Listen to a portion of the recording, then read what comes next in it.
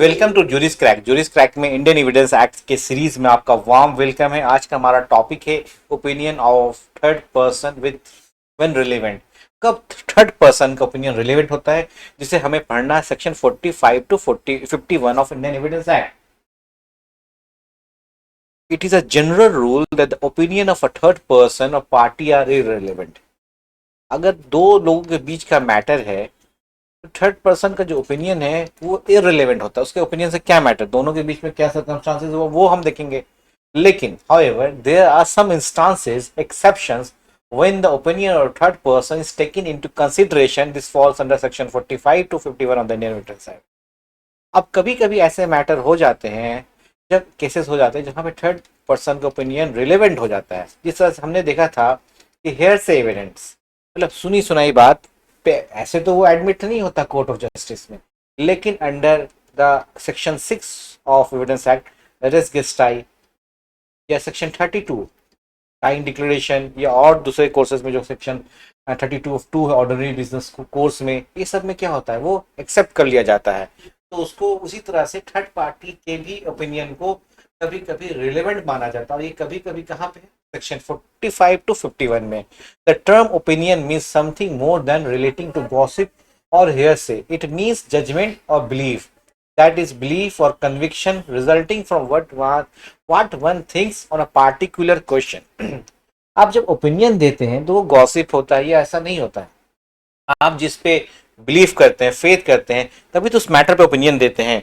आप ये नहीं कह सकते हैं कि आज अभी आप मान लीजिए चांद और मौसम के बारे में बात, अपना ओपिनियन आप ये नहीं सकते ना कि सुबह हो जाएगा, चांद हो जाएगा, ऐसा नहीं बोल सकते। आप ओपिनियन जब देते हैं तो उसके पीछे एक स्टडी होता है, एक बिलीफ होता है, फिर तो आप ओपिनियन देते हैं। There are cases in which the court is not in position to form a correct opinion when the question is involved is beyond the range of common experience or common knowledge. कभी कभी court के पास जो cases आते हैं उसमें court अपनी opinion को form नहीं कर पाता है, इस वजह से कि जो सब्जेक्ट मैटर है वो कोर्ट के नॉलेज, मतलब जज के या मजिस्ट्रेट के नॉलेज से बियॉन्ड द रेंज है। मान लीजिए एक केस है जो बेस्ट है ऑन द बैलिस्टिक साइंस। तो बैलिस्टिक का स्टडीज तो कोर्ट नहीं किया हुआ है, तो कोर्ट वहां पे इस पोजीशन नहीं होता है कि वह correct form of opinion form कर सके। तो उसमें क्या किया जाता है, without the help of person who have acquired special skill or experience in particular subject. In these cases, the rule is relaxed, the expert evidence is admitted to enable the court to come to a proper decision. अब उस case में क्या किया जाता है, court अपने opinion को सही करने के लिए, रिलेवेंट करने के लिए और करेक्ट व्यू लाने के लिए क्या लेता है, थर्ड पर्सन के ओपिनियन का हेल्प लिया जाता है। कोर्ट ऑफ लॉ को ये लगे कि जो सब्जेक्ट मैटर है इसके बियॉन्ड दी एक्सपीरियंस है, कॉमन नॉलेज है, तो कोर्ट करेगा क्या कि थर्ड पर्सन को बुलाएगा, पूछेगा कि आपका ओपिनियन इस मैटर में क्या है। और वो थर्ड पर्सन क्या होंगे, एक्सपर्ट होंगे। The definition of an expert who is an expert may be referred from the provisions of section 45. section 45 के प्रोविजन से हम ये निकाल सकते हैं रेफरेंस कि कौन एक्सपर्ट होते हैं। and that an expert means a person who has special knowledge, skill or experience in any of the following: foreign law, science, art, handwriting, finger expression। और बढ़ा सकते हैं फायर आर्म, मेडिकल, है ना। जब बात हो फॉरेन लॉ की, जब बात हो साइंस की, जैसे अब इंडियन कोर्ट ऑफ लॉ है, तो उसे फॉरेन लॉ के बारे में पढ़ना तो है, what is happening in Kenya, और सब्जेक्ट मैटर में केनियन लॉ आ गया है या मॉरिशस का लॉ आ गया इन्वॉल्व। अब कोर्ट ऑफ लॉ क्या करेगा, तो जानकार है मॉरिशस लॉ के, उससे बुलाया जाएगा, उससे पूछा जाएगा कि आपका ओपिनियन इस मैटर पे क्या है। या साइंस, आर्ट, हैंड राइटिंग और fingerprint, and such knowledge has been gathered by him. उस एक्सपर्ट ने कैसे गैदर किया होगा, by practice, observation, proper studies. उसने मेडिकल स्टडीज किया, मेडिकल फील्ड का कोई एक्सपर्ट है तो उसने मेडिकल स्टडीज किया होगा, उसके बाद उसका ऑब्जर्वेशन किया होगा, फिर प्रैक्टिस में होगा। For example medical officer, chemical analyst, explosive expert, ballistic expert, fingerprint expert, etcetera. अब ड्यूटी क्या हो सकता है एक्सपर्ट का, an expert is not a witness of fact. वो बता सकता है कि दो लोगों में एक ने बी को, ऐसा आरोप है पे कि उसने बी को क्या क्या शूट किया। अब ये शूट जो है, बुलेट जो है, अब एक्सपर्ट इसका ये बता, इसने देखा तो नहीं है, इसने विटनेस तो किया नहीं है, ये बता सकता है कि ये जो गोली लगी थी बी को, इंजर्ड जिस गोली से ये हुआ था या ये जिससे डेथ हुआ है, वो गोली 9 mm के पिस्टल से निकली, ये witness is evidence is of advisory character, वो बता सकता है, एडवाइस कर सकता है किसको, कोर्ट को। An expert deposes and not does not decide, वो डिसाइसिव डिसीजन नहीं दे सकता है कि नहीं ये 9 mm के ही गोली से ए ही ने मारा, वो कोर्ट को ये बता सकता है सर बी का डेथ बुलेट से हुआ है, वो 9 mm की पिस्टल 97 मेड थी, ये इतना उसका डिस्पोजिशन हो सकता है, वो नहीं बोल सकता है कि ये ही नहीं गोली मारी, ऐसा तो हो नहीं सकता। तो एक्सपर्ट क्या बोलेगा, बस डिस्पोजिशन देगा कोर्ट के सामने। An expert witness is to furnish the जज necessary scientific criteria for testing the accuracy of the conclusion so as to enable the judge to form his independent judgment by application of the criteria to facts proved by the evidence। वो ये बताएगा कि sir ये finger ये जो writing है ये match नहीं कर रहा है, ये बता सकता है, ये कंक्लूसिवली नहीं बोल सकता किसने लिखा ही नहीं है। अब जज, ये जज ना कुछ बोलेगा कि जज अब क्या करेगा, उस स्पेसिफिक उसके जो भी ओपिनियन है रिलेवेंट मान के, may be relevant non relevant मान के अपने अब जजमेंट को वो तैयार करेंगे। The Evidence Act only provide about the relevancy of expert opinion but gives no guidance so as to its value।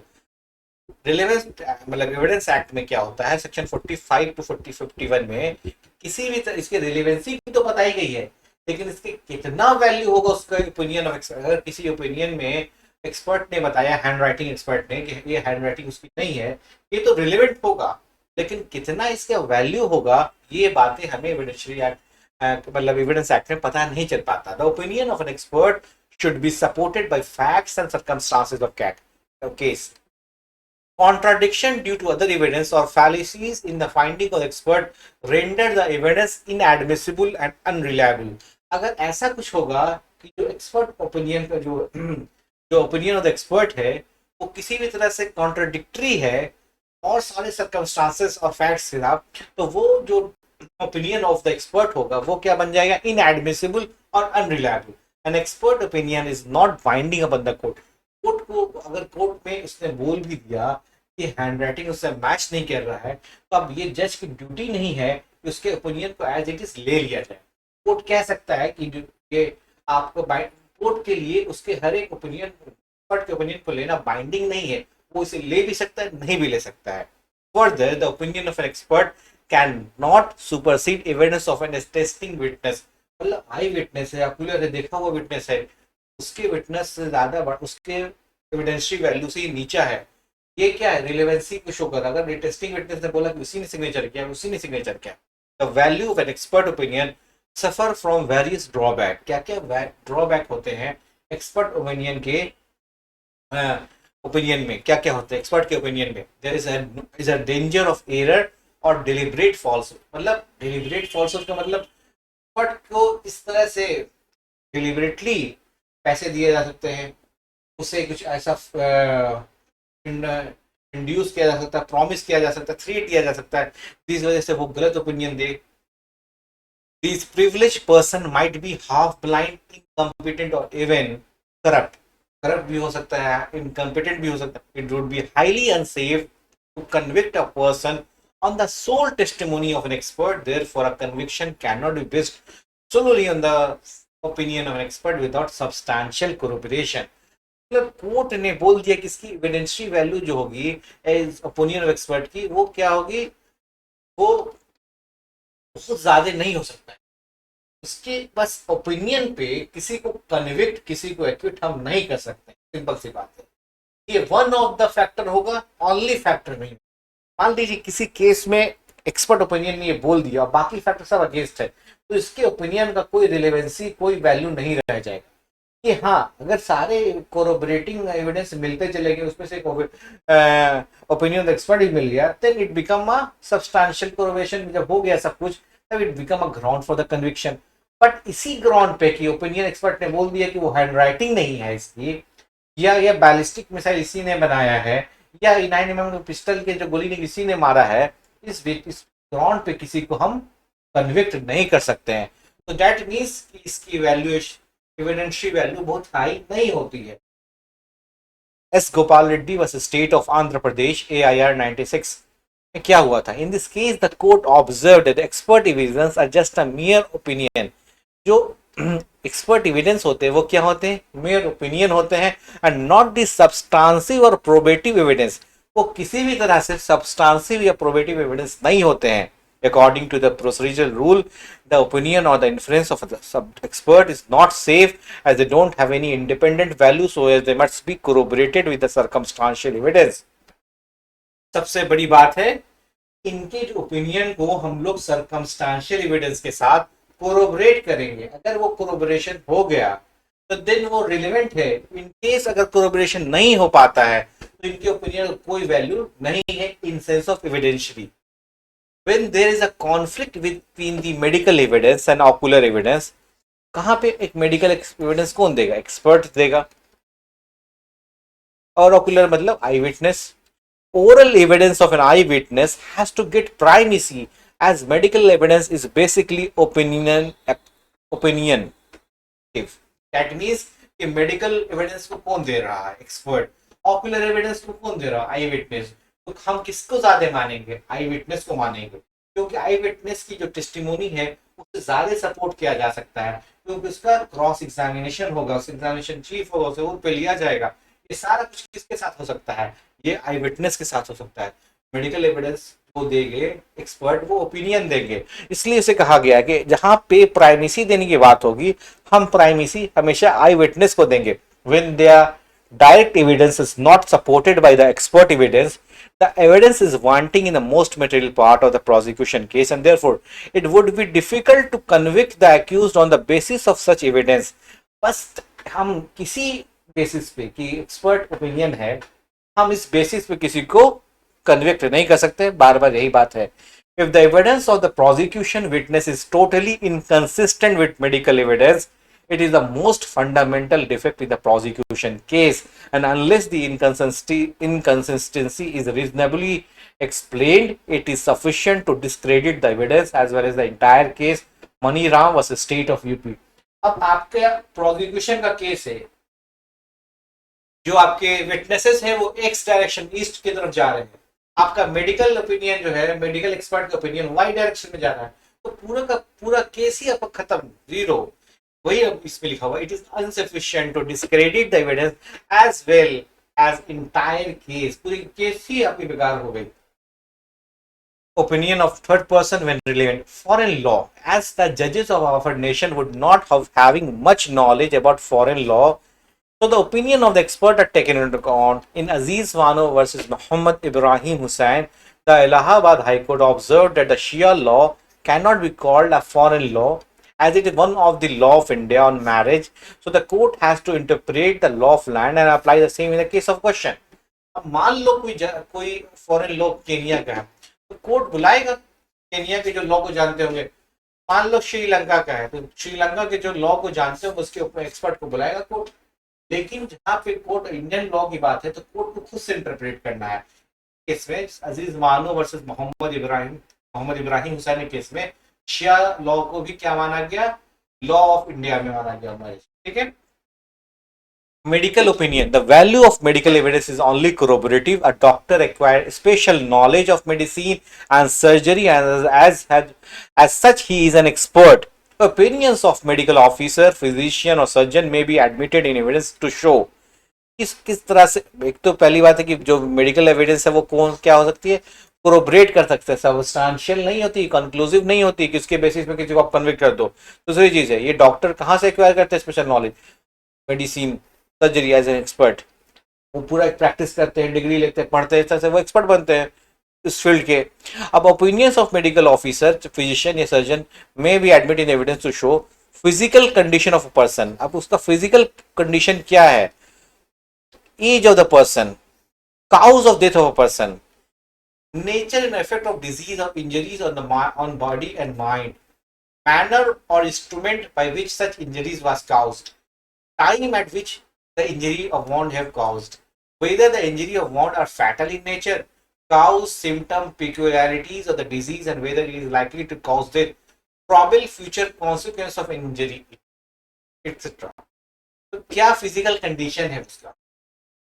इस बात को कौन जानेगा? बाई चेकिंग, बाई पूरे बॉडी को चेक करके, या जिस पार्ट पे वो बता रहा है कि फिजिकल कंडीशन खराब है, कोर्ट पे लगाया एविडेंस तो इसके जो पूरा जांच करने का जिम्मेदारी कोर्ट किसको देगा? फिजिकल ऑफिसर को देगा, मुझे फिजिशियन को देगा, सर्जन को देगा। क्या कॉज ऑफ डेथ है पर्सन का, कैसे हुआ, तो बायोलॉजिकली चेक किया जाएगा। ये टेस्ट कौन कर सकता है? मेडिकल ओपिनियन दिया जा सकता है इस बारे में। किस तरह की इंजरी है, कितना फैटल है, कितना अंदर है, बाउंड कितना हड्डी तक पहुंच चुका है, नस तक पहुंच चुका है, जो डिजीज जो गोली है वो किडनी पार कर चुकी है, किडनी ऊपर है, लीवर को फाड़ चुकी है, पैनक्रिया के पास है, कहाँ पे, ये सारा बात कौन बता सकता है? कोर्ट नहीं। कोर्ट क्या बोलेगा? थर्ड थर्ड मतलब opinion of third person as a medical officer को ले आ जाएगा, उनके ओपिनियन को देखा जाएगा। हैंड राइटिंग एक्सपर्ट उसी तरह से होंगे। The opinion of the hand writing expert is admissible under section 45। अब हैंड राइटिंग एक्सपर्ट के को 45 में एडमिसिबल कर दिया। However, it is not binding, लेकिन उनके बता रहा हूं मैं, बाइंडिंग नहीं है। The evidence of handwriting cannot be considered a conclusive proof. In case of Maharashtra versus Sukhdev Singh, the court has laid down the principle of judging opinion of handwriting expert, namely, the identification done through a handwriting does not share the same merit as identification done through fingerprints. In comparison, more weight is given to fingerprint as opposed to handwriting. तो handwriting से ज्यादा more weight is given to fingerprint. मगर fingerprint कहीं पे है और hand writing है, सबसे ज्यादा वैल्यू किसको दिया जाएगा? फिंगरप्रिंट को दिया जाएगा। किस केस में? Maharashtra versus Sukhdev Singh. Corroboration is required as handwriting is evidence, the weak form of evidence and cannot be relied upon solely. बस हैंडराइटिंग के नहीं होने से आप केस को डिसाइड नहीं कर सकते, आपको और सारे भी सर्कमस्टांसेस को देखना होगा। The genuineness of the specimen handwriting as that of suspect must be establish. जिस पार्ट आप आप जब आप मान लीजिए आपने विल दिया, एक तरफ विल है, ये इन क्वेश्चन है, ये जो है ओरिजिनल हैंड राइटिंग में सिग्नेचर नहीं है ना, ये सिग्नेचर, ये हैंड राइटिंग है मान लो, और इसका मिला रहा है हैंड राइटिंग एक्सपर्ट इससे, ये स्पेसिमेन है। अभी इसको स्टैब्लिश करना पड़ेगा ना कि इसको जो लिखा है स्पेसिमेन को उसने विल के राइटर ने ही लिखा है, तो पहले इसको एस्टैब्लिश करो। The expert competence, reliability and ability need to be established for court. अब एक्सपर्ट का ये रहा है पिछले कई क्रिमिनल एंटीसेडेंट्स, अब उसके क्या, उसकी वैल्यू, उसकी कंपिटेंसी की क्या value? The reason for the expert finding and opinion should be based on scientific principle and should be convincing nature. जब एक्सपर्ट बताए कि हमने ऐसा क्यों पाया, तो पूरा प्रोसेस बताना पड़ेगा कि ऐसे ऐसे होते हैं, इस वजह से ये ऐसा हुआ, दैट्स व्हाई हम इस कंक्लूजन पे पहुंचे हैं। The court should be in caution in basing its judgment on the opinion of expert. Court को हमेशा कॉन्शियस रहना है जब वो किसी थर्ड पार्टी या किसी एक्सपर्ट के ओपिनियन में जा रहा है, उसको पहले क्या करना है? सर्कमस्टांशियल एविडेंस से लेके चेक कोरोबोरेट कर लेना। अगर कोरोबोरेशन में वो सक्सेसफुल है तो भी उसको अपने डिसीजन को उस एक्सपर्ट ओपिनियन में बेस्ड करना है। The following are the different modes of proving handwriting. A person who wrote the document can prove it. जिसने लिखा वो प्रूव कर सकता है। A person who saw someone writing or signing a document can prove it. जिसने देखा या sign करते हुए या लिखते हुए। A person who is acquainted with the handwriting by receiving the document purported to have been written by the party in reply to his communication or in ordinary course of business can prove the document. जब भी मैं letter लिखता था, मान लीजिए हमारा व्यापार चलता है किसी के साथ, XYZ के साथ, बॉम्बे में बहुत पुरानी XYZ में है, बहुत पुराना, जब भी मैं यहाँ से कुछ लिखता हूँ तो उसका जवाब आता है। तो वो जो आदमी बार बार देख चुका है, एक्वेंटेड हो चुका है इसके लेटर के राइटिंग हैंड राइटिंग से, तो वो भी क्या दे सकता है? अपना वो ओपिनियन दिया जा सकता है कि ये हैंड राइटिंग उसकी है कि नहीं है। The court can form the opinion by comparing disputed hand writing with the admitted hand writing. अगर दो हैंड राइटिंग आ गई है तो कोर्ट खुद भी देख सकता है कि एडमिटेड हैंड राइटिंग और जो डिस्प्यूटेड हैंड राइटिंग है, दोनों के बीच में फर्क है या सिमिलैरिटीज है, ये कोर्ट भी कर सकता है under section 73। A person against whom the document is tendered can admit the handwriting. The expert can compare disputed handwriting and with admitted handwriting and thereby prove or disprove whether the documents were written by the same or different person. Section 45 में। अब evidence क्या हो of tracking dogs? Trained dogs are used for the detection of crime. The trainer of dogging dogs can give evidence about the behavior of dog. The evidence of the tracker dog is also relevant under section 45 in Abdul Razak versus State of Maharashtra, question arises before the Supreme Court whether the evidence of dog tracking is admissible in evidence, and if so, whether this evidence will be treated at par with the evidence of scientific expert. तो section 45 में आप क्या कर सकते हैं, dog trekking dog के evidence को admit कर सकते हैं. Fakhruddin versus State of MP, Supreme Court held that the handwriting may be proved by evidence of a witness in whose presence the writing was done. इसके presence में writing दिया लिखा गया था, and this would be direct evidence, and if it is available then any other kind of evidence is rendered unnecessary. मान लीजिए इस document पे दो विटनेसेस के सिग्नेचर हैं. अगर ये दोनों विटनेसेस बोल दें ये इन्होंने किया है साइन, तो फिर सारा जो भी मामला वो खत्म. ये अगर ओकुलर विटनेस, ये विटनेस कौन है, जो आई विटनेस है, तो इनके प्रायोरिटी सबसे हाईएस्ट होगा. Opinion of third part, opinion of expert नहीं उसके बराबरी कर सकता है, क्योंकि ये बाइंडिंग नहीं है. लेकिन विटनेस, आई विटनेस का जो भी टेस्टिमोनी है वो तो ऑन द हायर रजिस्टर है. Note, under section 73, court will compare handwriting to be proved with handwriting already admit or proved. Court खुद कर सकता है. Opinion as to the digital signature when relevant. Section 47A of Indian Evidence Act speaks about opinion as to the digital signature when relevant. Section 47A says that when the question before the court is about the authenticity of electronic evidence of any person, then the opinion of a certifying authority who issued the electronic evidence will be relevant. तो यहाँ पे देखिए important MCQ कहाँ से आते हैं. 47A से जो क्वेश्चन आपको आएंगे वो देखिए, opinion as to digital signature. आजकल आप देखते हैं, आपको अगर कंपनी लॉ का थोड़ा भी नॉलेज है तो डीएस के बिना, डिजिटल सिग्नेचर के बिना आप कोई company ministry of corporate affair form नहीं कर सकते. प्राइवेट लिमिटेड चाहे एलएलपी चाहे लिमिटेड कंपनी है ना. और अब डिजिटल सिग्नेचर जीएसटी फाइल करने में, चाहे वो आप एक्सपोर्ट इंपोर्ट या टेंडर फाइल करने में यूज होता है. तो इसको इशू कौन करता है. Section 47 says that when the question before the court is about the authenticity of the electronic evidence of any person, then the opinion of certifying authority, ये क्वेश्चन में आता है, who issued the electronic certificate will be relevant. इसने उस DS को, उस digital signature को issue किया है. सर्टिफाइंग या सर्टिफिकेटिंग कंफ्यूजिंग बहुत रहता है, तो याद रखिएगा सर्टिफाइंग अथॉरिटी होता है सेक्शन 47A में. यही था आपका 45 टू 51 में. एक और पार्ट है, सेकंड पार्ट भी आप इसको देख लीजिए, सारा क्लियर हो जाएगा आपको. Opinion of third person when relevant. और इसके बाद आपका समझिए कि बस एक पार्ट बाकी रहेगा, रिलेवेंसी, जो सब पार्ट 1 है आपके एविडेंस एक्ट में. इस सारा कुछ आपको नोट्स, एमसीक्यूज और साथ ही साथ वेयर एक्ट आपको मिल जाएगा जूरिस क्रैक के website.com, juriscrack.com पे आप इसे एक्सेस कर सकते हैं.